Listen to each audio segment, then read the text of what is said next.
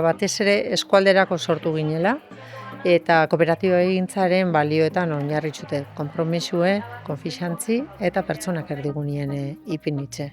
Eta hori ez dala eitzen beran-berariz irakasten eta puntu, baizik eta egunerokotasunien balio horrek ikasliengan barneratu naixe.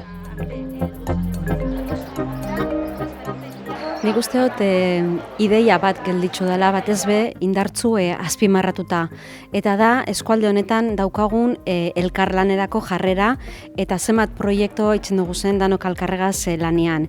Lea Artibai Fundazioa konfidantzazko gune bat da ikastetxientzat, enpresentzat, erakunde publikoentzat, udalentzat eta horrela izaten jarraitu nahi dugu hurrengo 25 urtietan bai eta Lea Artibai ikastetxiaz, Lea Artikerreaz eta landa garapen elkartiaz batera osatzen dugun ekosistema hori, osasuntzu dagoela nahi izan dugu adierazi gaurko ekitaldian.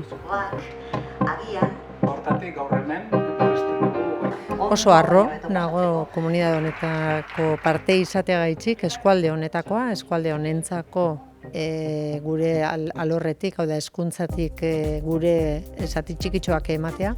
Eta etorkizuna begira, beti lez, aldaketak egongo direla jakinda eta prest egongo garela.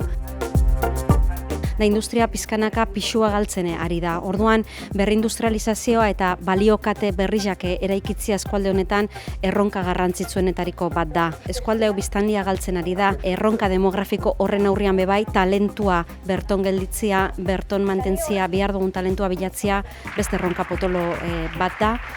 Turismo sektoria hazten dagoen sektore bat da, eta ikusi behar dugu zelako turismo eredua nahi dugun, eta azkenik azpiegiturako betu beharra ikusten dugu, ezta?